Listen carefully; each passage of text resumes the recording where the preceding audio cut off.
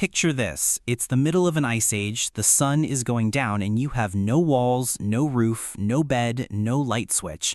Just open ground, a freezing wind, and the sound of large predators somewhere out in the dark. No house, not even a tent, just you and whatever you can find in the next few minutes. Would you make it to morning? For most of the time humans have existed on this planet, that wasn't a thought experiment. It was Tuesday. Our species has been around for roughly 300,000 years, but permanent houses, the kind with walls and a roof that stay in one place, only show up in the last 10 or 12,000. Do the math and something wild pops out. For well over 90% of human history, nobody had a house, not a hut, not a cabin, nothing you or I would recognize as home.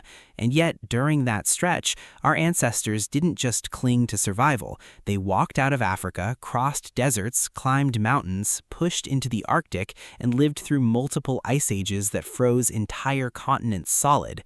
So how does a species with no house survive the harshest climates the planet has ever produced? The first answer is almost embarrassingly simple. They let the planet build the house for them. Caves and rock overhangs were the original real estate, and they were an incredible deal. A cave gives you a roof that doesn't leak, walls that block the wind, and an entrance that's easy to defend against anything trying to get in.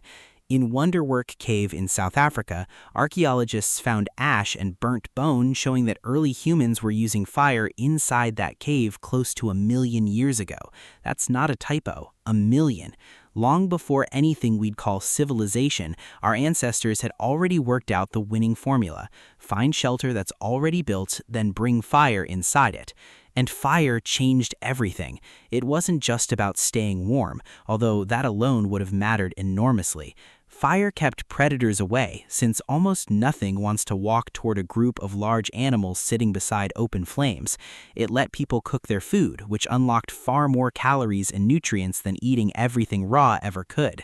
And it stretched the day past sunset, giving people time to make tools, teach children, and just talk. Some researchers think the campfire might be where storytelling itself was born. And here's a detail that only came out recently. Late in 2025, archaeologists in England uncovered a 400,000-year-old site with tiny fragments of a mineral called pyrite sitting right next to ancient hearths. Strike pyrite against flint and it throws sparks. This wasn't evidence that early humans simply used fire when they happened to find it. This was evidence that they knew how to make it themselves, on purpose, whenever they needed it, pushing back our understanding of deliberate fire-making by more than 300,000 years in a single discovery. But caves aren't everywhere. Out on the open tundra in the middle of an ice age, there's no convenient rock formation waiting for you. So what did people do when the landscape gave them nothing at all? They built something themselves. One of the most jaw-dropping examples sits in a small village in Ukraine, where a farmer digging out his cellar hit something strange, a mammoth jawbone. Archaeologists followed the trail and uncovered entire circular dwellings, some over 20 square meters, built almost entirely out of mammoth bone. Skulls and heavy leg bones were driven vertically into the ground to form a base. Wherever wood was available, it was layered on top as a frame. Then the whole structure was wrapped in hides and possibly birch bark to block the brutal wind. New research on that very site suggests one of these bone houses may have been used on and off for over 400 years. Not one winter, generations. People kept returning to the same skeleton of a home, rebuilding and reusing it through the harshest stretch of the last ice age, using nothing but the remains of the animals they hunted. Shelter alone still wasn't enough, though, because you cannot carry a mammoth bone house while following the herds, so humans invented a shelter they could wear.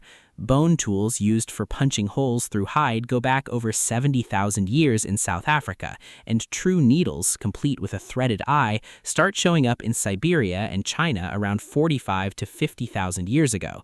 That sounds like a small detail. It is not. A draped animal skin thrown over your shoulders lets cold air in at every gap. A sewn, fitted garment, tailored at the seams, traps heat against your body the same way a good winter coat does today.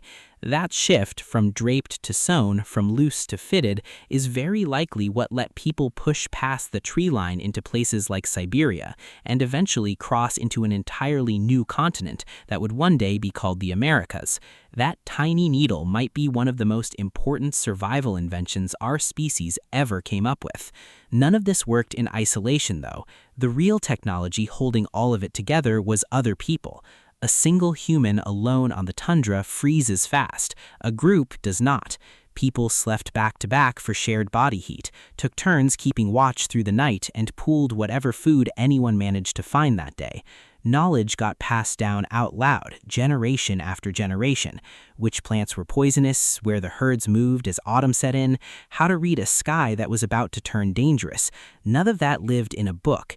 It lived in the group, in memory, in stories told around that same fire from earlier.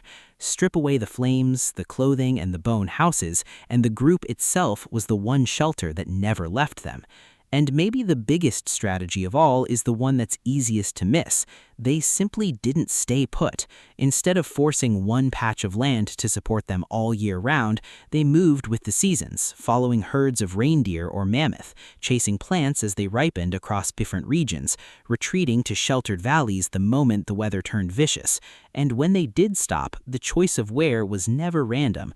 Close to water, blocked from the prevailing wind, high enough to spot danger coming from a distance. Their address changed constantly, but the logic behind picking it never did. So how did ancient humans survive without houses? They didn't need houses because they had something more flexible: a cave when the land offered one, fire and eventually the skill to create it from nothing, a dome built from mammoth bone when the land offered nothing at all, clothing sewn tight enough to trap their own body heat, a group of people who kept each other warm and fed through the worst nights, and the willingness to simply pack up and follow wherever the next season's better chances were waiting. That system worked for hundreds of thousands of years, longer than every house, castle, and skyscraper humans have ever built combined.